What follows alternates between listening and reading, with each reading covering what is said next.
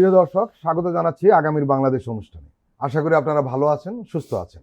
আজকে আমাদের সঙ্গে আলোচনায় অংশ নিচ্ছেন কাজা মাইনুদ্দিন, সিনিয়র সাংবাদিক ও কলামিস্ট, রয়েছেন ইফতেখার মাহমুদ, ঢাকা স্ট্রিমের সম্পাদক। আপনাদের দুজনকেই স্বাগত। কাজা মাইনুদ্দিন, ইলেকশন এখন তুঙ্গে, সবকিছু ঠিকঠাক চলছে তো? আপনার দৃষ্টিতে কি মনে হয়? অবশেষে নির্বাচনের প্রচারণাটা ব্যাপকভাবে শুরু হয়েছে, সেটা হচ্ছে আশার কথা। তো কিছু রাজনৈতিক মাঠে কিছু উত্তাপও দেখা যাচ্ছে। উত্তাপ দেখে অনেকে বলছেন যে এই উত্তাপ তো হওয়ার কথা না। এটা আপনি দুভাবে দেখতে পারেন। একটা হচ্ছে যে রাজনৈতিক শিষ্টাচার এবং একটু শান্তিপূর্ণ সহাবস্থানের জায়গা থেকে আপনার শঙ্কা কাজ করতেই পারে মানুষের, যে ফ্যাসিজমের বিদায়ের পরে আমরা আরেকটু শান্তিপূর্ণ কথাবার্তা, আরেকটু শোভন কথাবার্তা হয়তো হলে ভালো হতো, এভাবে দেখতে পারি আমরা। কিন্তু আরেকটি দিক আছে, একটা পৃথিবীর জুড়েই রাজনীতির যখন এই আর্গুমেন্টগুলো হয়, তর্ক বিতর্ক হয় এবং বক্তারা, ক্যান্ডিডেটরা বিভিন্ন জায়গায় বক্তৃতা দেন, তখন এই উত্তাপ কিছুটা ছড়ায়। কারণ হচ্ছে তারা তো জিততে চান, মানুষের ভোটকে আর্ন করতে চান, মানুষের হৃদয় জয় করতে চান। ফলে এই জয় করার প্রচেষ্টার মধ্য দিয়ে প্রতিপক্ষকে ঘায়েল করার চেষ্টাটাও থাকে। এটার মধ্যে আমি একটা ভালো দিক দেখতে পাচ্ছি, খারাপের মধ্যে সেটা হচ্ছে যে মানুষ মনে করছে যে ইলেকশনের প্রচারটা মোমেন্টাম পেয়েছে। এখানে দেখেন একটি খুব ইন্টারেস্টিং ব্যাপার হচ্ছে যে এখানে একটা হতাশার ফ্যাক্টর আছে। কারা এখানে হতাশ? একটা ইনভিজিবল ফোর্স আছে, যে ফোর্সটা আসলে হতাশ। ইনভিজিবল ফোর্সের নাম আওয়ামী লীগ এবং তার সমর্থকরা। তারা যেহেতু নির্বাচনে কোনো স্টেক হোল্ডার না, তারা নিষিদ্ধ দল, এবং তাদের নিষিদ্ধ দল হওয়া সত্ত্বেও এক সময় কথাবার্তা হচ্ছিল যে আওয়ামী লীগের কিছু স্বতন্ত্র ক্যান্ডিডেট থাকবে, সেভাবেও তারা আগে আসে নাই। ফলে বোঝা যাচ্ছে যে আওয়ামী লীগ নির্বাচনটা বয়কট করছে, মানে সার্বিক অর্থেই বয়কট করছে, ইনডিরেক্টলি বয়কট করছে। এবং এটাও শোনা যাচ্ছে যে আওয়ামী লীগের যারা সমর্থক আছে তাদেরকে না ভোটে, যেটা গণভোট হবে একই দিনে, সেখানে না ভোটে উদ্বুদ্ধ করার চেষ্টা হচ্ছে। এবং সোশ্যাল মিডিয়াতেও আপনি আপনারা নিশ্চয়ই বর্জন করলে না ভোট দিবে কেমনে? তারা শুধুমাত্র তাদের যেসব সমর্থক কেন্দ্রে যাবে তারা গিয়ে শুধু না ভোট দেবে, এরকম কথাবার্তা বাজারে আছে। কিন্তু মোটের উপর আমি দেখতে পাচ্ছি যে মোটামুটি নির্বাচনের হাওয়া আগাচ্ছে। এটাকে আমরা ইতিবাচক ধরে আগাতে পারি। নির্বাচনী যে বক্তব্য রাখা হচ্ছে নানান জায়গায়, নানান প্রধান দলগুলোর পক্ষ থেকে, সে বক্তব্যগুলো কিভাবে দেখছেন? আপনি পুরনো নির্বাচনও দেখেছেন। আমি পুরনো নির্বাচন বলতে কিন্তু আসলে 2008-এর নির্বাচনগুলোর কথা বলি। 2008-এর পরের নির্বাচন আসলে নির্বাচন না কোনোটাই। কি মনে হয়? না, 91 সনে নির্বাচনটা যেভাবে রাজনৈতিকভাবে বক্তব্য ছড়াছড়ি ছিল সেটা কোয়াইট ইন্টারেস্টিং। সেখান থেকে 96-এ টেনশন বেড়েছে, 2001-এও কিছু টেনশন বেড়েছে, কিন্তু ওই নির্বাচনগুলোর মধ্যে একটা গণতান্ত্রিক প্রক্রিয়া কিন্তু আগিয়েছে। 2008-এর নির্বাচনটা আপনি খুব ফেয়ার নির্বাচন বলতে পারেন না, এটা একটা নিয়ন্ত্রিত নির্বাচন ছিল এবং সেনা সমর্থিত সরকারের অধীনে নির্বাচন হওয়ার কারণে নিয়ন্ত্রণটা বেশি ছিল এবং ক্লোজ ডোরে বিহাইন্ড দ্য সিন ষড়যন্ত্রের কথাও আছে। রাজনৈতিক স্টেক হোল্ডার এই কথাগুলো বলে থাকেন এবং এখানে পরিবেশটাও ঠিক স্বাভাবিক ছিল। 2008-এর কথা আমি বলছি, ওটা একেবারে সাজানো নির্বাচন। এরপরেরগুলো তো নির্বাচন ছিল না, একটা ফার্স ছিল এবং জোর জুলুম করা জোচ্চুরি নির্বাচন ছিল। সুতরাং অনেক বছর, মনে করেন প্রায় 2 দশক নির্বাচন না থাকার কারণে একটা ফ্যাসিজম তো শুধু আওয়ামী লীগ বা আওয়ামী লীগের সমর্থক শাসকরাই না, এই ফ্যাসিজমের একটা অভিঘাত সমাজে থাকে এবং রাজনৈতিক শিক্ষাটা সমাজে বাড়ে না। বাংলাদেশের ঐতিহাসিকভাবে অ্যান্টি কলোনিয়াল মুভমেন্ট বলেন, স্বাধীনতা সংগ্রাম বলেন, গণতান্ত্রিক সংগ্রাম, সবসময় মানুষ একটা রাজনৈতিক শিক্ষার দিকে, মানুষ গ্রামের সাধারণ মানুষ পর্যন্ত রাজনৈতিক শিক্ষায় আগ্রহী ছিল। আনফর্চুনেটলি এটা গত 2 দশকে ধ্বংস হয়েছে। ফলে এখন যে স্ট্যান্ডার্ডের প্রচারণা, তর্ক বিতর্ক দেখছেন, এটা অবশ্যই মানে আমরা যা আশা করি সেই স্ট্যান্ডার্ডের না, অস্বীকার করার কিছু নাই। আর একটু হলে অবশ্যই ভালো হতো, কিন্তু একবারে উপরে ওঠা যায় না। আমার মনে হয় মানে পরবর্তী শাসনের প্রভাবে এটা। ইফতেখার মাহমুদ, ঠিক আছে, উনি যেটা বললেন ঠিকঠাক আছে, নির্বাচনের একটা মোমেন্টাম তৈরি হয়েছে এবং আপনি লক্ষ্য করেছেন নির্বাচনটা সবচেয়ে ভালো দিক হলো আসলে নির্বাচনটা প্রতিদ্বন্দ্বিতা জায়গায় পৌঁছে গেছে। এবং আপনি লক্ষ্য করেছেন যে সব দলের যারা প্রার্থী এরা কিন্তু এলাকা আর ছাড়ছে না, মানে তারা মনে করছে এলাকা থেকে ইলেকশনটা করতে, এটা একটা দিক। কিন্তু আরেকটা নেগেটিভ দিক যেটা আলোচিত হচ্ছে সেটা হলো যে এই নির্বাচনের জেতার কারণে, মানে ভোটারের হিসাবেরকে সামনে রেখে অনেকেই, প্রায় সব দলগুলোই বলা যায়, কেউ বেশি কেউ কম, ফ্যাসিস্টদের একটা পুনর্বাসনের প্রক্রিয়া কিন্তু এর মধ্যে নীরবে প্রকাশ্যে নানানভাবে চলছে। আপনার কি মনে হয়? আমরা এই নির্বাচনে আমরা যদি খেয়াল করি, আমরা 2001-এর নির্বাচনে যারা আসলে মিত্র হিসেবে নির্বাচনে অংশ নিয়েছিল তারা এবার প্রতিদ্বন্দ্বী হিসেবে অংশ নিয়েছে। মূল ফলে প্রতিদ্বন্দ্বিতা মূল প্রতিদ্বন্দ্বী এই দুইটা রাজনৈতিক দল আসলে মিত্র ছিল এবং ওনাদেরকে একটা ডানপন্থী তকমা দিয়ে তাদের যে অপোজিশন আওয়ামী লীগ ছিল তখন, তারা একটা প্রচারণা করত। এই সময়ের মধ্যে এই দুইটা দলের মধ্যে এক ধরনের মিত্রতা, রাজনৈতিক সংগ্রামে এবং লড়াইয়ে, মাঠে, আন্দোলনে মিত্রতা ছিল। কিন্তু 5ই আগস্টের পরে গিয়ে আসলে এটা ডিফাইন হয়ে গেলে দুইটা দল আসলে রেল লাইন বহাই সমান্তরাল না, এটা আসলে দুইটা প্রতিদ্বন্দ্বিতা জায়গায় চলে গেল। ফলে এই দুই দলকেই কিন্তু প্রমাণ করতে হচ্ছে যে তারা একে অপরের চেয়ে আলাদা, এবং এই প্রমাণটা কিন্তু আমরা সাম্প্রতিক সময়ে তাদের এই সমাবেশের মধ্য দিয়ে আমরা স্পষ্টভাবে দেখলাম। তো ফলে এইটা স্পষ্টীকরণ প্রক্রিয়ার মধ্যে আসলে এখানে একটা অনভ্যস্ততার ফোঁটা চরচর করে যেরকম একটা ব্যাপার আছে, এইটা একটা বড় বিষয় হিসেবে কাজ করতেছে যে দুই দল একে অপরকে আক্রমণ করতেছে, তাদের পুরনো সম্পর্কের নিয়ে খোঁটা দিচ্ছে আমরা দেখতে পাচ্ছি, এবং মানে আরেক দল হচ্ছে যে তাদের মধ্যে পার্থক্য বোঝানোর জন্য তারা নানা ধরনের ঐতিহাসিক ঘটনাকে প্রসঙ্গ আকারে আনতেছে। তো ফলে এইটা আমাদের কাছে, আমি মনে করি যে এইটা আমাদের যেহেতু গত 20-22 বছরের একটা ব্যাকলেশ আমরা পলিটিক্সে আমরা দেখতে পাচ্ছি, ফলে এই রিফ্লেকশন কিন্তু থাকবে। আমাদের কপাল ভালো যে দুই দল মারামারিতে লিপ্ত হয় নাই, খুবই সীমিত আকারে কয়েকটা জায়গায় হচ্ছে। তো ফলে এইটা একটা দিক। আরেকটা দিক হচ্ছে যে এই দুইটা রাজনৈতিক দল এখন পর্যন্ত যেই ভাষাগুলো ব্যবহার করতেছে, এইটা আমি নিজে দেখি যে এটা বাংলাদেশের মানুষের যে গণসংস্কৃতি এবং রাজনীতির যে আলাপচারিতা এবং রাজনীতি নিয়ে তাদের যে মনস্তাত্ত্বিক যে গঠন, ধরন এবং পারস্পরিক আলাপচারিতার যে ভাষাগুলো তারা ব্যবহার করে, ওইটার একটু কাছাকাছি। এটা এরকম না যে বাংলাদেশের মানুষের কালচার একরকম, ওনারা অনেক একটা প্রিমিয়াম কালচার, অনেক একটা সিভিলাইজড কালচার আমরা তাদের কাছে এক্সপেক্ট করব। তো আমার মানুষের যে সংস্কৃতি, রাজনীতি, চিন্তা, এগুলোর সাথে আমি মনে করি জিনিসটা এখন পর্যন্ত সামঞ্জস্যপূর্ণ আছে। কিন্তু বাংলাদেশের মানুষের মধ্যে একটা সহনশীলতা আছে, বাংলাদেশের সংস্কৃতির মধ্যে পারস্পরিক সহাবস্থান আছে। এই সংস্কৃতি এবং সহাবস্থানের সংস্কৃতিটা আমরা তাদের কাছে এক্সপেক্ট করি। ফলে নির্বাচনের আগামী আরো যে 10-12 দিন 15 দিন আছে, এই সময়টাতে আমরা কিন্তু তাদের কাছ থেকে ওই সংস্কৃতিটা আশা করবো। এদেশের মানুষ চাকমা, মারমা, বাঙালি, হিন্দু, বৌদ্ধ, খ্রিস্টান সবাই একসঙ্গে থাকে, একসঙ্গে উৎসব করে। এই দেশের কিন্তু একটা সংস্কৃতি, যদিও পার্শ্ববর্তী দেশে এটা নিয়ে ডিসইনফরমেশন আছে, প্রচারণা আছে, কিন্তু বাংলাদেশের মানুষের বারবার প্রমাণ করছে। তো ফলে আমার মনে হয় যে এই দুইটা দল যারা এই ফ্যাসিস্টদেরকে তাড়ানোর পেছনে অন্যতম গুরুত্বপূর্ণ ভূমিকা পালন করছে, তারা একসাথে মাঠে লড়াই করেছে, মাঠে একসাথে জেল খাটছে সবাই, একসাথে তারা নির্যাতন নিপীড়নের শিকার হয়েছে। তারা এই যে সংস্কৃতিটা আমরা এখন পর্যন্ত দেখতে পাচ্ছি, আমার মনে হয় যে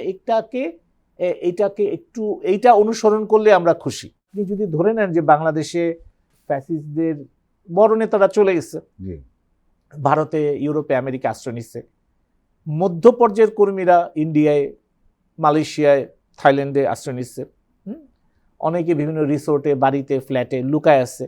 কিন্তু সাধারণ সমর্থক এবং মধ্য পর্যায়ের কর্মী এবং অনেকে ব্যবসা বাণিজ্য, আমলাতন্ত্র, সরকারি চাকরি, বেসরকারি চাকরি, এগুলোতে থাকার কারণে অনেকে পালাইতেও পারে নাই, পালানোর সুযোগও পায় না, অনেকে পালাইতে গিয়ে সীমান্তে মারাও পড়েছে। ফলে তারা কিন্তু, তাদের তো অর্থ সম্পদ বৃত্ত আছে, প্রভাব প্রতিপত্তিও আছে, সেটা ধরেন 6 মাস 1 বছর পরে এটা আস্তে করে পানির নিচ থেকে নাক উঁচু করে ওঠার ভাষার চেষ্টা করতেছে।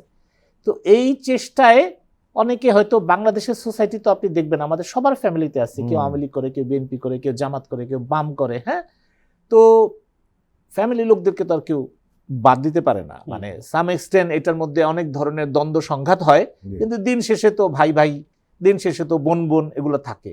তো ফলে এগুলোই হয়তো নানাভাবে পুনর্বাসনের মোড়কে আসতেছে, এটা অবভিয়াস।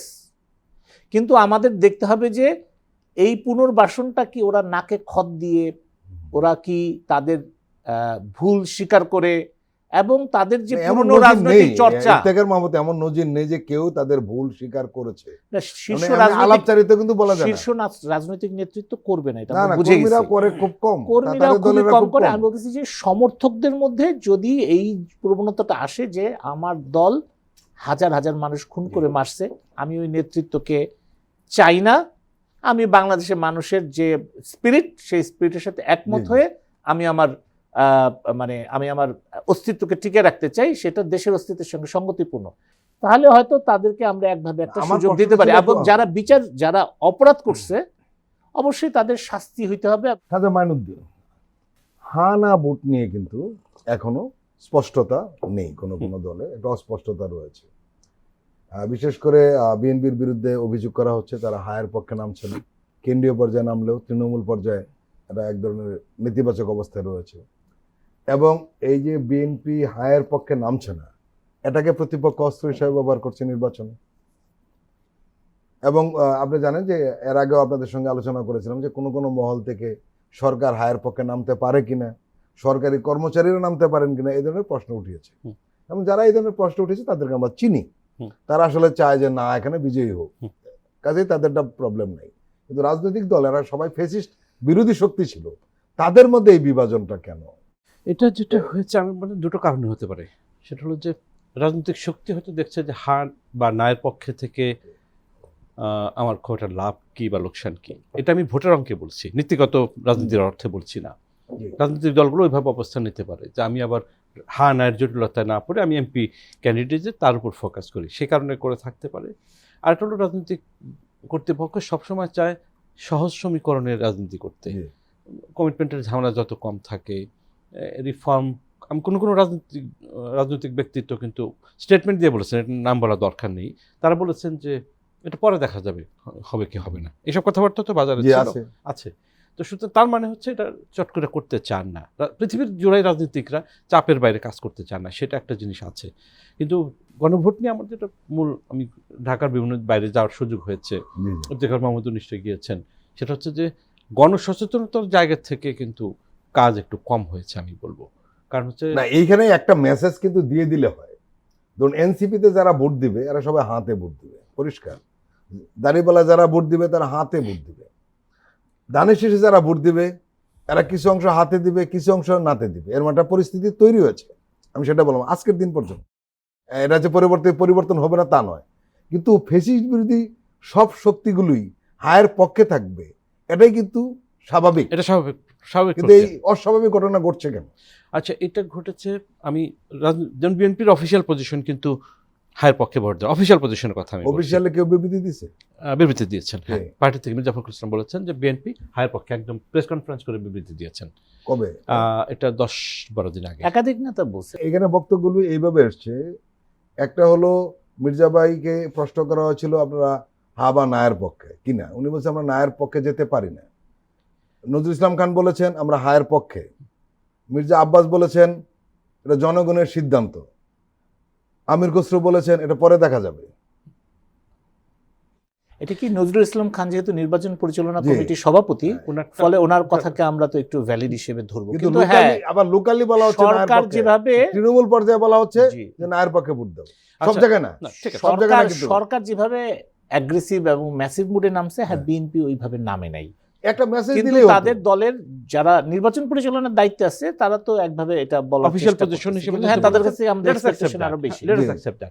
এখন যেটা সমস্যা হয়েছে সচেতনতার জায়গা থেকে, তো মাহাদি আমিন কিন্তু বলেছেন গতকালকে সম্ভবত যে তারা হায়ের পক্ষে। এটা official- এটা একটা বড় এটা message। অফিসিয়াল হ্যাঁ, উনিও পজিশন। নির্বাচন হ্যাঁ, পরিচালনা এটা একটা কমিটির বড় সদস্য। মেসেজ, এটা official একদম লাস্ট position। পর্যায়ে। হ্যাঁ, হ্যাঁ। এখন যেটা হলো যে গণসচেতনতার কথা আমি কেন বললাম, যে প্রস্তাবনাগুলো, যে মোশনগুলো দেওয়া হয়েছে, এটা একটু জটিল হয়ে গেছে। মানুষ অত জটিল বিষয় বুঝতে চায় না। হায়ের পক্ষে কেন দেবো, এই কেনটা জোরদার হয় নাই। আমি আশা করছি যে আগামী কয়েকদিনে সরকার এই প্রচার হায়ের পক্ষে কেন দিব, আমার দল বলছে এখানে দিবা। না, সেটা রাজনৈতিক ক্ষেত্রে, কিন্তু রাজনীতির বাইরেও যে সরকারের দিক থেকে যে প্রচারের ইস্যু আছে, কারণ সরকার তো এখানে এটার কিন্তু ট্রেজারার হচ্ছে সরকার, এই যে রিফর্ম প্রপোজাল। হুম। কারণ যেহেতু সরকার, না না না না না, এটা আমি দ্বিমত পোষণ করছি আপনার সঙ্গে। এখানে তো সবাই রিফর্ম দেশ চাচ্ছে। হ্যাঁ, না না না, আমি দেশ। আপনার সাথে দ্বিমত না, আপনি আপনি হ্যাঁ। যেমন আপনার বক্তব্য ঠিক আছে, আমি যেটা বলতে চাচ্ছি এই সরকারের ম্যান্ডেটটাই তো তিনটা উদ্যোগ বিষয় নিয়ে। হ্যাঁ। উদ্যোগ সরকার, হ্যাঁ? উদ্যোগটা উদ্যোক্তা সরকার। উদ্যোক্তা সরকার, সরকার, উদ্যোক্তা সরকার। তারপর এটা পলিটিক্যাল কনসেনসাস হয়েছে, সেই জি। কনসেনসাসের অফিস মানে লিগ্যাল বার্ডেন গিয়ে পড়ছে সরকারের উপর, তার মানে সরকারকে কাজটি করতে হবে। এখন আসেন এই সমস্যাটা ক্রিয়েট করছে কারা? জি এটা কিন্তু গুটি কয়েক মানুষ কিন্তু তৈরি করছে, যে আরবান স্পেসেও আছে, সোশ্যাল মিডিয়াতে দেখবেন, এবং তারা ফ্যাসিস্ট মানসিক ফ্যাসিস্ট দল ঘেঁষা ছিল, ওই দলের সমর্থক ছিল, কর্মী ছিল, সেটা আপনারা চিনেন, নাম বলতে চাচ্ছি না আমরা, কিন্তু এদের জবাবটা ঠিক মতো হয় নাই। কারণ হচ্ছে ওনারা বুঝতেই পারছেন না যে ফ্যাসিজমের বিপক্ষে যে গণভোটটা, জি। ওনারা বলতে চাচ্ছেন না ভোট দেবে এটা তো আমার অধিকার, না ভোট দেবে এটার অধিকার মানে কি, এটা তো ভদ্রতা। হুম, না ভোট দেওয়ার যে সুযোগটা হয়েছে এটা কিন্তু অধিকার অনধিকারের ইস্যু না, ইস্যুটা হচ্ছে জনগণ 5ই আগস্ট রাস্তায় নেমে ম্যান্ডেট দিয়েছে, হাসিনাকে বিদায় করেছে, নতুন বাংলাদেশ গড়ার পক্ষে রায় দিয়েছে, ওটা একটা রায়, হুম, মানুষ রাস্তায় নেমেছে। সেই রায়কে বাস্তবায়নের জন্য রাজনৈতিক দলগুলো এবং ইন্টারিম গভর্নমেন্ট তারা এই যে জুলাই সনদ নির্মাণ করেছে। এখন এটার ভদ্রতা হচ্ছে জনগণের কাছে আবার ফিরে যাওয়া, গণভোট তো এটা না গেলেও হয়তো চলতো, কিন্তু ম্যান্ডেট রিনিউ করতে হয়, সেই জি, ম্যান্ডেট রিনিউয়ালের প্রসেস হিসেবে গণভোটে এসেছে। জি। তো এখানে তো একটা নৈতিক অবস্থান হচ্ছে হায়ের পক্ষে ভোট দেওয়া, নৈতিকভাবে নায়ের পক্ষে ভোট দেওয়ার কোনো সুযোগ নাই। আপনি কি কেয়ারটেকার গভর্নমেন্ট চান না? আপনি কি বাংলাদেশের ফেডারেশন চান না? আপনি কি আপনার অধিকার চান না? আপনি বিচার বিভাগের স্বাধীনতা চান না? চান না? আপনি প্রতিটা জিনিস, তার মানে এর বিপক্ষে যাওয়া মানে হচ্ছে আপনি আমি অন্যায়, এগুলো চাই না। আপনি অন্যায়ের পক্ষে, নাম্বার 1। নাম্বার 2 হচ্ছে আপনি ফ্যাসিস্টের পক্ষে।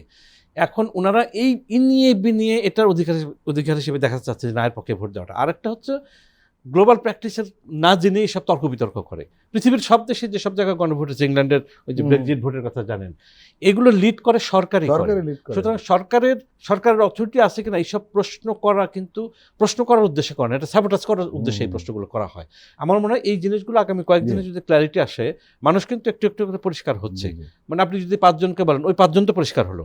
আগামী কয়েকদিনে যদি এই প্রচারটা হয়, রাজনৈতিক দলগুলো যদি করে, সরকার যদি করে, আমাদের মতো যারা আছে তারা যদি কথাগুলো সহিভাবে বলে, আমার মনে হয় গণভোট সম্পর্কে মানুষের স্পষ্ট ধারণা হবে। ইফতেখার মাহমুদ, জি। আসলে জুলাইকে মানলে নায়ের পক্ষে যাওয়া কঠিন একটা দিক, আর একটা হলো আমরা দেশকে যে নতুন বাংলাদেশ পরিবর্তন করতে চাই, সেটার পক্ষে থাকলে নায়ের পক্ষে যাওয়া কঠিন। এটা তো আসলে মানে চূড়ান্ত কথাটা। স্পষ্ট, জি। এখন এই দ্বিধাদ্বন্দ্ব থেকে আমরা মানে কাটিয়ে উঠতে পারছি না কেন? প্রথম কথা হচ্ছে যে প্রচারণার মধ্যে এই যে হা এবং নার যে বাইনারিটা, জি। হ্যাঁ, বাইনারিটা আমাদেরকে স্পষ্ট হচ্ছে না আমার মতে। না তাহলে- মানে আসলে যে যদি না হিসেবে আপনি ভাবেন, নাটা আসলে শেখ হাসিনার মুখ, রাইট রাইট। আর হাটা হচ্ছে বাংলাদেশের বেশিরভাগ মানুষের মুখ। রক্ত, কয়েক হাজার মানুষের জীবন, 20-25 হাজার মানুষের অঙ্গহানি, এগুলোর মধ্য দিয়ে একটা গণঅভ্যুত্থান, এগুলোর মধ্য দিয়ে বিলিয়ন ডলার বিলিয়ন ডলারের চুরি, এগুলোর মধ্য দিয়ে বাংলাদেশের যে গণতন্ত্রের পথে যাত্রা শুরু করছে, এই গণতন্ত্র টিকবে কি টিকবে না, এটাই হচ্ছে হা।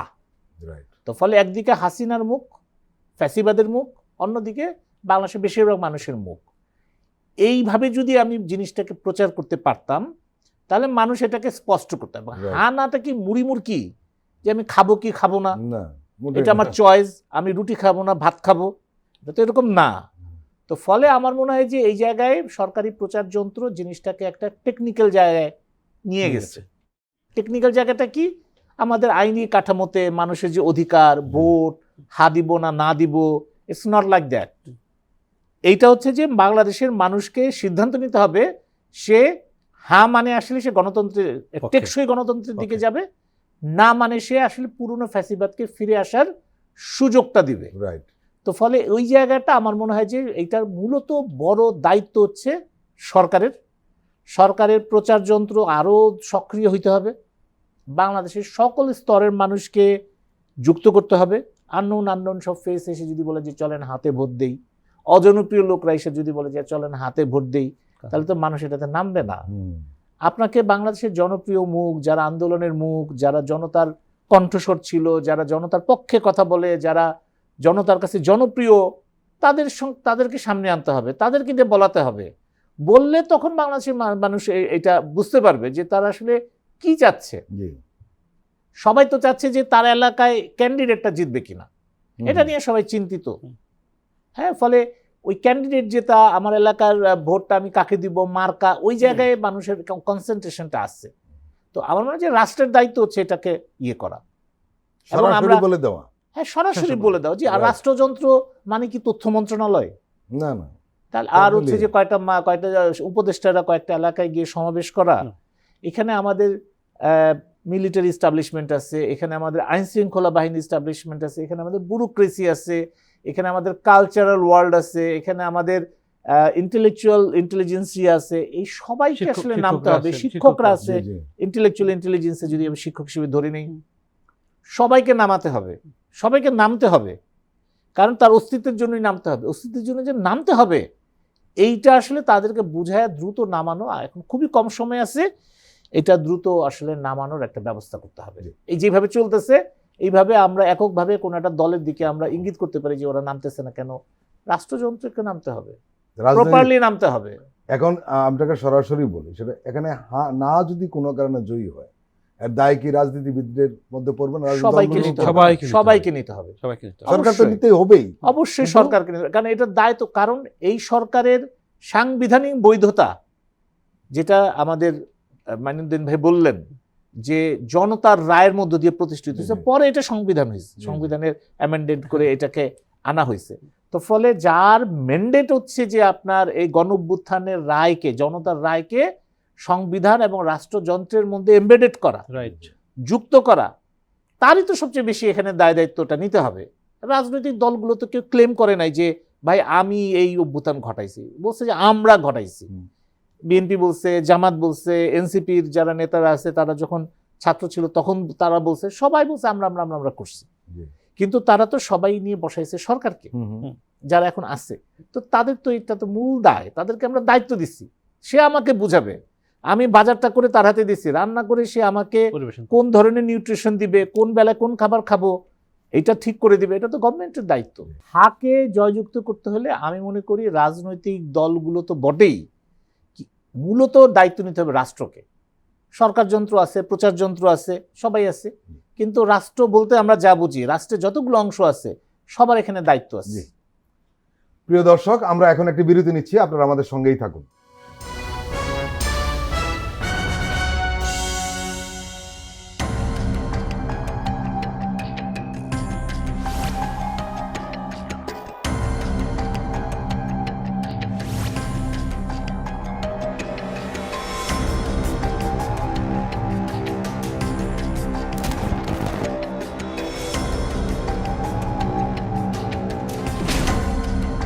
ফ্যাসিবাদের দিনলিপি, গবেষণা ও উপস্থাপনা সাইদ খান, প্রযোজনা আফরোজা সুলতানা ও মামুন মাহমুদ। দেখবেন প্রতি রবি থেকে বৃহস্পতিবার সন্ধ্যা ৭টায়।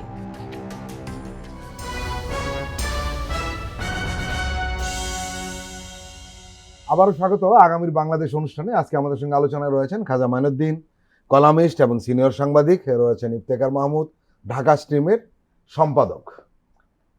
খাজা মাইনুদ্দিন, আমরা দেখলাম যে বিএনপির চেয়ারম্যান তারেক রহমান অনেক জায়গায় বক্তৃতাতে কিছু আশঙ্কার কথা প্রকাশ করেছেন, ভোট ডাকাতির কথা বলেছেন, যার কারণে উনি বলেছেন তাহাজ্জুদ নামাজের পরে গিয়েই সেখানে থাকতে হবে, ইত্যাদি ইত্যাদি। আমার প্রশ্ন যেটা হলো যে এই ফেসিস্ট মুক্ত বাংলাদেশে ভোট নিয়ে আশঙ্কাটা কেন? আশঙ্কাটা তারেক রহমান কোন বিবেচনা থেকে বলেছেন সেটা তো আমি বলতে পারবো না, আমি সংখ্যাগুলোর কথা বলতে পারি।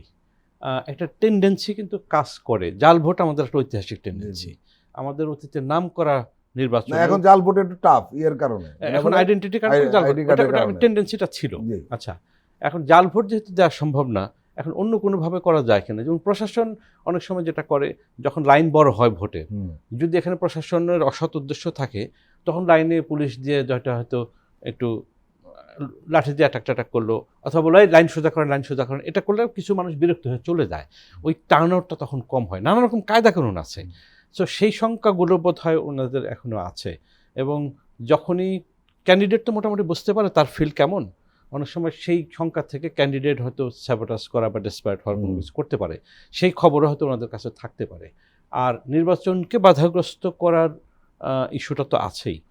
ফলে প্রতিপক্ষের মধ্যে ঝগড়াঝাটি এবং তাদের যেহেতু কম্পিটিটিভ হয়ে উঠছে সেই কারণে হয়তো পুরনো সংখ্যা থেকেও তারেক রহমান কিছু বলে থাকতে পারেন, প্লাস নতুন সংখ্যা যেগুলো আছে সেজন্য বলতে পারেন। আরেকটা হলো কর্মীদেরকে আরও চাঙ্গা করে ফেলা, যে আপনারা নির্বাচনে ঝাঁপিয়ে পড়েন, এইসব পরিকল্পনা করেন, সকালবেলায় কেন্দ্রে চলে আসেন এবং যাতে তার পক্ষে টার্ন আউট বেশি হয়, সে কারণে উনি হয়তো বলে থাকতে পারেন। কিন্তু এর বাইরেও যে সংখ্যার কথা আছে রাজনৈতিকভাবে যদি আপনি চিন্তা করেন, নানান কথা বাজারে নানা চলে। কথা না, জেনুইন সংখ্যা আছে। এখনো ধরেন কিছু জিনিস কিন্তু সুপ্রিম কোর্টে পেন্ডিং আছে, বেশ কয়েকজন ক্যান্ডিডেটের, আমার ধারণা 40-এর উপরে ক্যান্ডিডেটের ইস্যু, এগুলো সুপ্রিম কোর্টের জাজমেন্টের ইস্যু আছে। তো সেগুলো কি হয়, সেগুলো নিয়ে কিন্তু দলগুলো, ধরেন কোনো একটা বড় দলের যদি 20 জন প্রার্থী শেষ মুহূর্তে গিয়ে বাতিল হয়, ওইখানে ওই কেন্দ্রগুলো কিন্তু ওই আসনগুলোতে তার কোনো প্রার্থী থাকবে না। ওয়াকওভার পেয়ে যাবে প্রতিদ্বন্দ্বীরা। হ্যাঁ, ফলে এবং উনি 20টা সিট, ধরা যাক 20টা যদি নিশ্চিত সিট থাকে, এরকম না, অল্প কিছু। না আমি কথা বলছি যে ওইটা তো ক্ষতি, 5টা-10টা যেটাই হোক সেটা ক্ষতির ইস্যু আছে, ফলে ওইগুলোও হয়তো সংখ্যার ইস্যু আছে। সামগ্রিকভাবে আমার মনে হয়েছে যে এটা পুরনো যে নির্বাচনীয় সংখ্যা, সেই সংখ্যা মানুষের মন থেকে হয়তো চট করে যাচ্ছে না। তবে আমরা আশা করি যেভাবে আগাচ্ছে, আমার মনে হয় ইলেকশন এবং ভোটিং ডে সুষ্ঠু হওয়ার দিকে যাবে।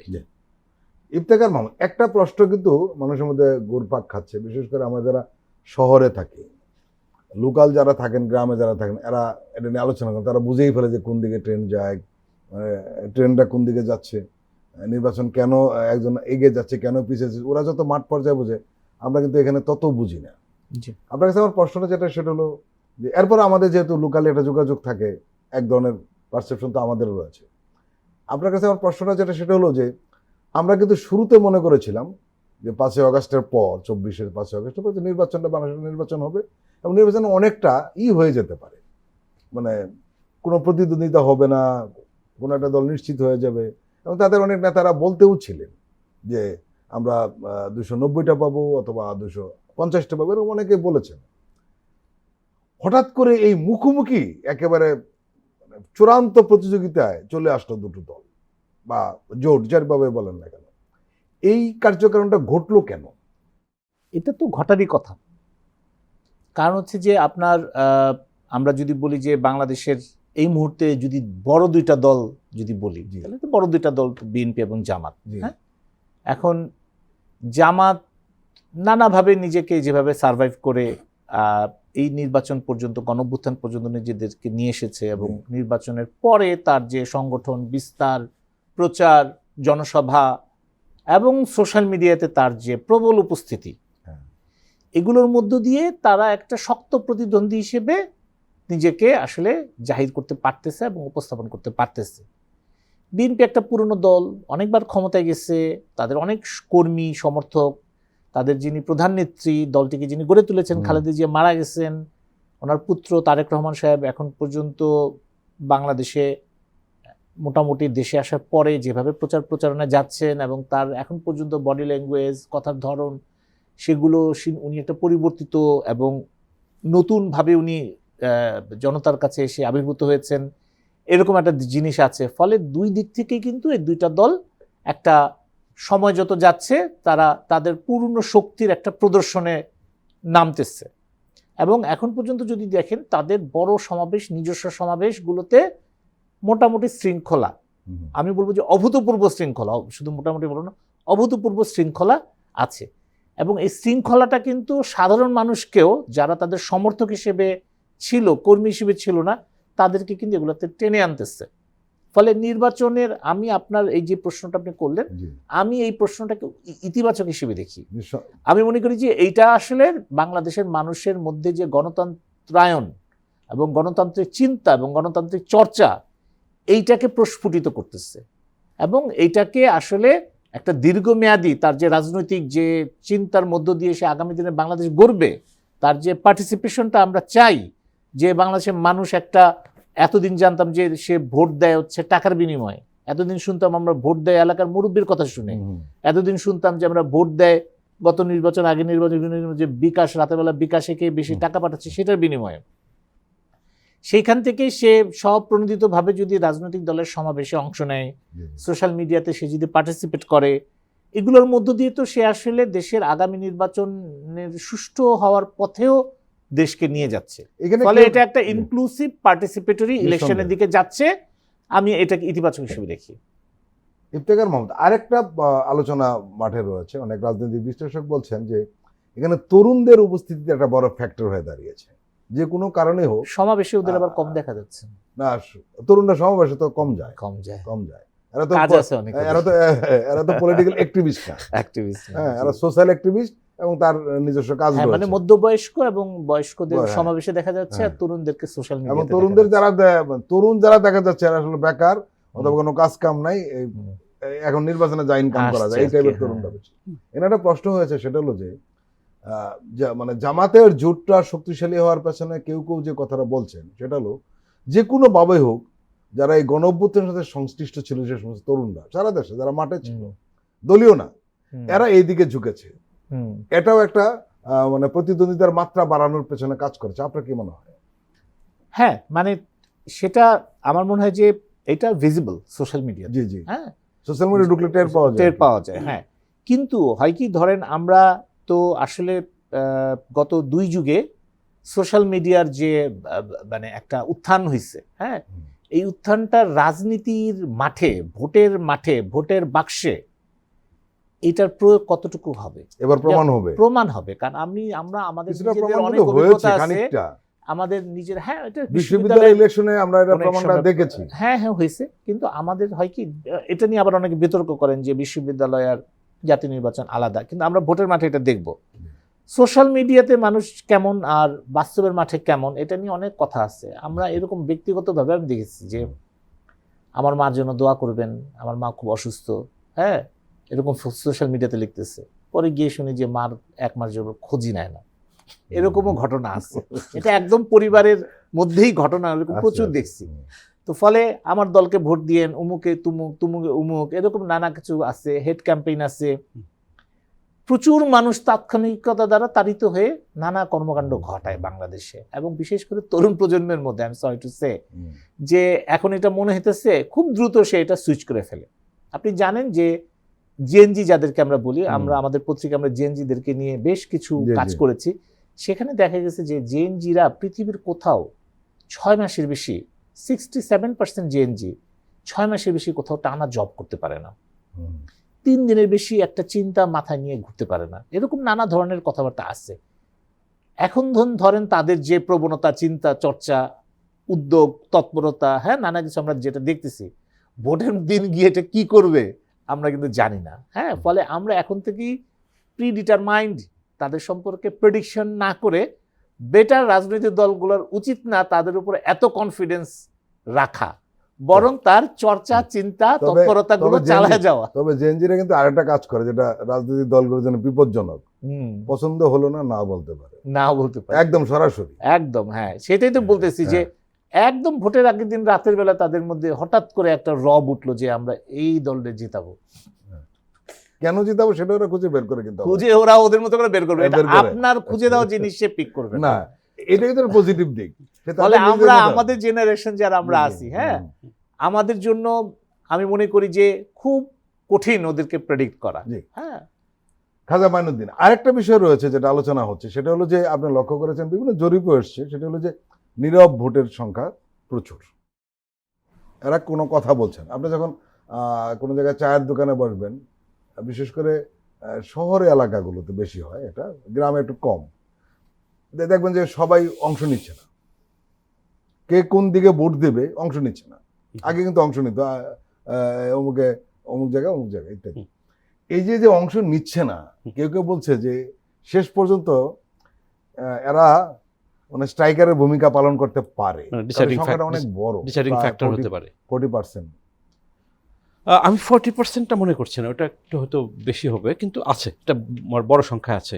এটা তাতেও এই যে প্রবণতাটা বাংলাদেশে তৈরি হয়েছে, এটা আমি অবাক না। কারণ হচ্ছে এই যে 3 জন এখানে বসে আছি, আমরা রাজনৈতিক জেনারেশনের মানুষ, পুরোপুরি রাজনৈতিক জেনারেশনের মানুষ। আর যে প্রজন্ম নিয়ে আপনি কথা বললেন, জেনজি এবং কিছুটা মিলেনিয়াল, তারা কিন্তু ডিপলিটিসাইজ জেনারেশন, এবং এই পোস্ট ইডিওলজি, হ্যাঁ, পোস্ট ইডিওলজি। এবং এই কিছুদিন আগে, বছর 2 আগে, এরা বলতো যে I hate politics.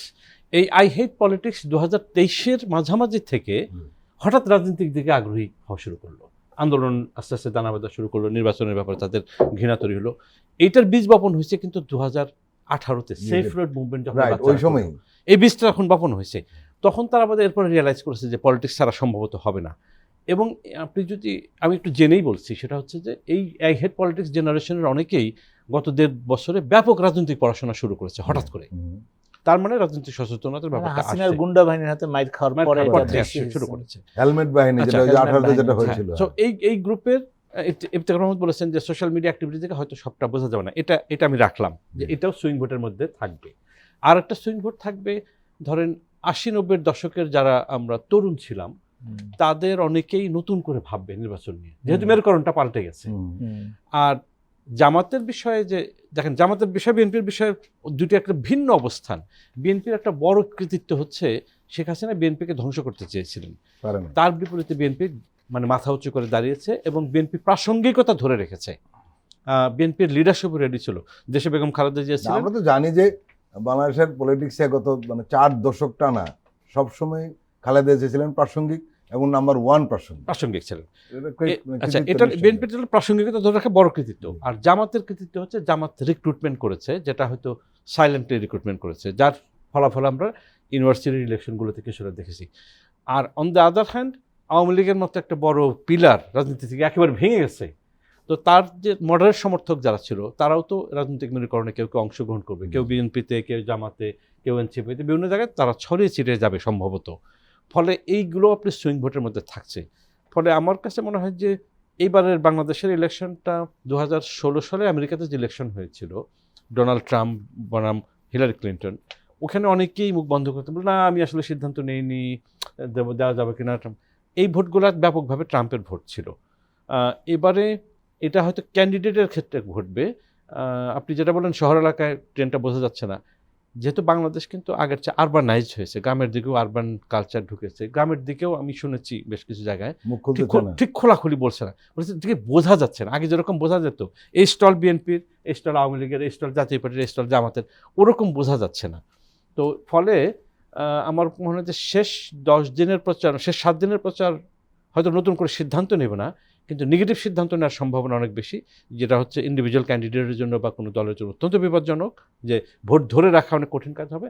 R swing vote কোন দিকে যাবে সেইটার উপর শেষ দিকে গিয়ে সিদ্ধান্ত নেওয়া হবে।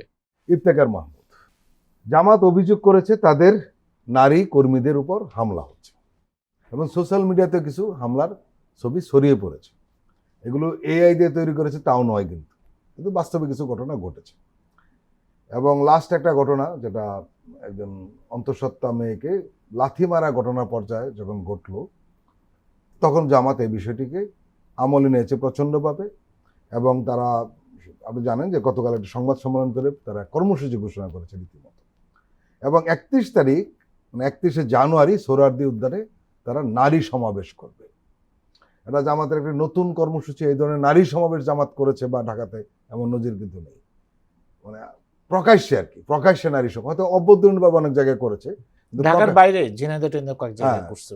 কিন্তু এখন বিষয় যেটা হলো, এই যে কিছু ঘটনা ঘটছে, মুঠোফোন কেড়ে নেওয়া, তারপর আপনার যারা নারী কর্মীরা বাড়ি বাড়িকে নির্বাচনী প্রচারণা চালায় তাদেরকে বাধা দেওয়া, ভিডিও ধারণ করা, তারপর ভ্যানিটি ব্যাগ ওড়না ছিঁড়ে ফেলা, এরকম কিছু ঘটনা কিন্তু ঘটেছে। এই যে তারপরে লাথি কিল ঘুষি মারা, এটা আসলে যে দলেরই করুক না কেন, এটা আসলে সাধারণভাবে মেনে নেওয়া যায় না। এটা একটা দিক। আরেকটা দিক হলো জামাতের এই সমাবেশ, মহিলার সমাবেশ, কি বলবেন? প্রথমত যে আমরা যে ঘটনাটি ঘটেছে সেই ঘটনার একটা সুষ্ঠু তদন্ত এবং বিচার আশা করি। আর বিচার করা খুব কঠিন কাজ না, বরং অনেক সহজ, যেহেতু এটা ভিডিওতে ধারণ করা আছে, ছবি হিসেবে তোলা আছে। এটা দ্রুত চিহ্নিত করে বিএনপির উচিত সে যদি তাদের কর্মী হয় তার বিরুদ্ধে অবশ্যই কঠোর শাস্তিমূলক ব্যবস্থা নেওয়া। আইন শৃঙ্খলা রক্ষা বাহিনীর উচিত বাংলাদেশের নাগরিক হিসেবে একজন মানুষ আরেকজন মানুষের উপরে এভাবে আঘাত করতে পারে না। আর এটা তো নির্বাচনী প্রক্রিয়া, যখন একটা দলের কর্মী আরেকটা দলের কর্মীর উপরে আঘাত করে, এটা তো নির্বাচনী পরিবেশ নষ্ট করার একটা পরিস্থিতি। ফলে আমার মনে হয় যে এটা একটা খুবই ন্যাক্কারজনক ঘটনা এবং এটার অবশ্যই শাস্তি, তদন্ত এগুলো হওয়া উচিত। দ্বিতীয়ত যে পয়েন্টটা আমি বলতে চাই যে জামায়াত তার নারী নারীদের নিয়ে তারা একটা সমাবেশ করেছে। এর আগে তারা যশোর, ঝিনাইদহ সহ কয়েকটা জায়গায় নারীদের নিয়ে র্যালি করেছে, সমাবেশ করেছে। এখন সোহরাওয়ার্দী উদ্যানে তারা জাতীয় পর্যায়ে বলা যায় জাতীয় পর্যায়ে নিচ্ছে। ধরেন আপনার জুলাই সনদের যদি আমি কথা বলি, জুলাই সনদের মধ্যে রাজনৈতিক দলগুলো তো এখানে অঙ্গীকার করছে, এনসিপি ছাড়া সবাই তো স্বাক্ষর করছে, জামাত ওইটাতে স্বাক্ষর করছে। তো এখানে তো বলা আছে যে তাদের মানে প্রার্থীদের 5% কমপক্ষে তারা নারী প্রার্থী দিবে। তো জামাত কয়টা দিচ্ছে? দেয় নাই। বাংলাদেশে যদি আপনি পলিটিক্যাল হিস্ট্রি দেখেন, আমাদের এখানে সংসদে কমপক্ষে 7%, অনেক ক্ষেত্রে 11% পর্যন্ত নারী সংসদ সদস্য মানে নির্বাচিত হয়েছে। বাংলাদেশের ভোটারদের অলমোস্ট 49% হচ্ছে নারী। সমানই। এখন এবং মজার সরকারি ঘটনা কি, হিসেবে এমন কি কোনো ডিস্ট্রিক্ট রয়েছে এখানে নারী ভোট বেশি, যেমন নারী ভোট বগুড়াতে বেশি, বগুড়াতে। 8,000 ভোট কিন্তু বেশি সেখানে পুরুষদের জি। চেয়েও। এবং আমাদের যদি প্রবাসী বলি, প্রবাসী প্রায় 1 কোটি প্রবাসী, 1 কোটির উপরে, এর বেশিরভাগই পুরুষ। হ্যাঁ, সো ওই ওরাও তো নানাভাবে ভোটার হয়ে আছে আসলে।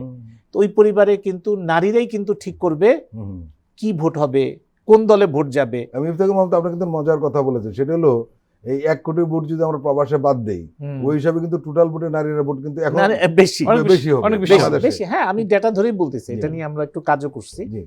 তো এখন ধরেন এরকম একটা ল্যান্ডস্কেপে আমি দেখি যে সবচেয়ে বড় দলগুলো সবচেয়ে কম মানে নাই। জামাতে তো মানে একজনও মানে নারী না, প্রার্থী একজনও নাই, নাই। 0। তাহলে নারীরা কি তাদের ভোটের কাঁচামাল? যে শুধুমাত্র তারা ভোটার, তারা প্রার্থী হবে না, তারা সংসদে যাবে না, তারা তার কথাটা বলবে না। জামাতের একটা ইডিওলজি আছে, তার একটা পজিশন আছে, ইসলাম নিয়ে তার একটা ব্যাখ্যা আছে, এবং সে অনুযায়ী সে একটা রাজনীতি করে।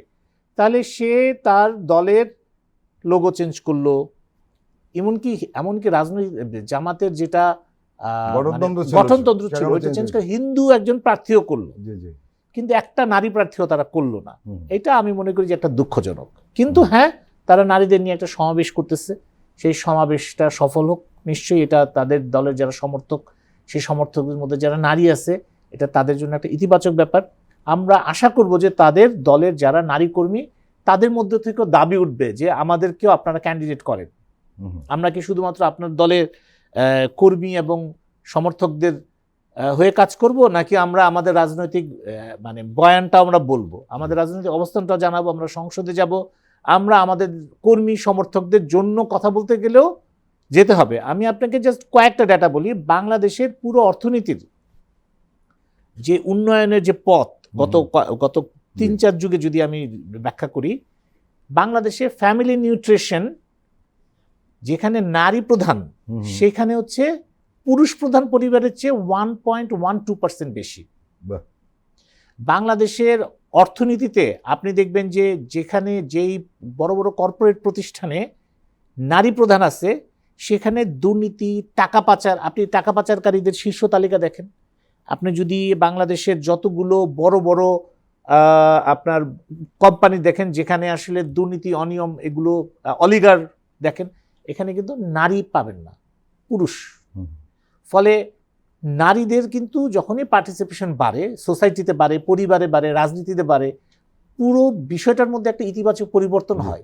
তো ফলে এই জিনিসটা যদি মাথায় রেখে জামাত যদি চিন্তা করে যে হ্যাঁ, তাহলে আমার তো এই শক্তিটাকে তো আমার একটা সম্পদে পরিণত করতে হবে, এবং সেই ক্ষেত্রে তাদের কিন্তু প্রার্থী দেওয়া উচিত ছিল। এবং এটা কেন তারা দেন আমি জানি না, কিন্তু তারা সমাবেশ করতেছে নিরাপত্তার কারণে, নিরাপত্তা, নারীরা প্রার্থী হতে আগ্রহী হয় না, এটা তাদের ব্যাখ্যা। হ্যাঁ, এই ব্যাখ্যাটা তো আমরা তাদের নারীদের কাছ থেকে শুনতে চাই, এটা পুরুষদের কাছ থেকে তো আমরা শুনলে হবে না। হ্যাঁ, খাজা মাইনুদ্দিন, যে প্রসঙ্গে আলাপ করছিলাম, এই নারী সমাবেশ জামাতের এবং এই ধরনের যে কিছু ঘটনা ঘটেছে, আপনি কিভাবে দেখছেন? যে ইসলামিক ইডিওলজির ভিত্তিতে জামাত ভাবছে নারী রিপ্রেজেন্টেশন থাকা উচিত কি উচিত না, বা দিতে পারে নাই, সেটার কিন্তু হিস্ট্রিক রেফারেন্স আছে। মদিনার সরকারেও কিন্তু খাদ্য ভাণ্ডারের দায়িত্বে নারী নেতৃত্ব ছিল, সুতরাং এক্সাম্পল আছে। আবার আমরা দেখলাম যে জামাতের যে আমির ডাক্তার শফিক সাহেব কিন্তু অনেক কথা বলছেন যে যুদ্ধে নারীরা যাচ্ছে, যে নারীদের সংশ্লিষ্ট করতে হবে, কিন্তু সব জায়গায় আছে, কিন্তু প্রার্থী হিসেবে কেন থাকবে না? এটা আসলে দুর্ভাগ্য, কারণ হলো অন্যান্য দলের প্রার্থীর অবস্থা ভালো না, তাও আছে কিছু। সব পুরুষ কোটায়। না, আমি যেটা বলছিলাম যে রাসূলুল্লাহর সময় তো ঈদের মাঠে, যুদ্ধের ময়দানে, সব জায়গায় তো নারীদের প্রতিনিধিত্ব ছিল। সেটা নিয়ে কোনো সমস্যা ছিল না। আরেকটা হচ্ছে জামাতের যিনি ইডিওলজিক্যাল গুরু মাওলানা মওদুদি, তিনি যেহেতু ওয়েস্টার্ন ডেমোক্রেসিকে ইসলামিক ইন্টারপ্রিটেশনের মধ্যে দিয়ে অ্যাডাপ্ট করেছেন, জি। ইন্টারপ্রিট করেছেন, এখানে বিতর্কে যাই থাকবে, ইডিওলজি হিসেবে আমি বলছি, জি, জি। জামাতের ইডিওলজি হিসেবে, জাজমেন্টের ইস্যু আমাদের না, জামাতের ইডিওলজি সেখানে গণতন্ত্র অ্যাডাপ্ট করেছেন, সেখানে মনে হয় নারীদের রিপ্রেজেন্টেশনের সুযোগটা থাকলে, এবং এটাই তো প্রমাণ করছে, সমাবেশটা প্রমাণ করছে জি, জি। যে জামাতকে নারীদেরকে রিকগনাইজ করতে এর মানে হয়। কি জামাত অনেকখানি সরে আসতেছে? এবং এটা খুব ইন্টারেস্টিং যে সমাবেশটা হচ্ছে, এইটা ন্যাচারালি জামাতের যে সমালোচনার দিকটা ছিল, নারী ভোটার হবে কিনা, যেমন ধরেন গত 30 বছরে নারী ভোটারদেরকে প্রভাবিত করার সবচেয়ে বড় চরিত্র ছিলেন বেগম খালেদা জিয়া, নিঃসন্দেহে। কোনো সন্দেহ নাই। বেগম খালেদা জিয়ার অনুপস্থিতিতে এখন একটা মাঠটি কিছুটা ওপেন আছে, যে কে নারী ভোট বেশি পাবে সেই সুযোগটা হয়তো জামাত আছে। কিন্তু দাবি করে যে নারী ভোট তাদের পক্ষে বেশি, এরকম একটা দাবি তাদের এই করে। সমাবেশ থেকে তারা তারা তারা এটা দাবিটার ভিত্তিটা কি? যেহেতু জামাতের নারী কর্মীরা ঘরে ঘরে যাচ্ছেন, সেটা হয়তো ভিত্তি একটা। আরেকটা হলো যে এই সমাবেশটা যদি জামাত বড় করে করতে পারে, জামাত হয়তো এটা গেম চেঞ্জার হিসেবে দেখতে চাবে, এবং এটা বাংলাদেশের এই চলমান নির্বাচনী প্রসেসে নতুন ডাইমেনশন যোগ করবে। খাজা মাইনুদ্দিন এবং ইফতেখার মাহমুদ, আপনারা দুজনেই আমাদের দীর্ঘ সময় দিলেন, আপনাদেরকে আন্তরিক ধন্যবাদ। প্রিয় দর্শক, আজকের অনুষ্ঠান আমরা এখানে শেষ করছি। আপনারা ভালো থাকবেন, সুস্থ থাকবেন। আল্লাহ হাফেজ।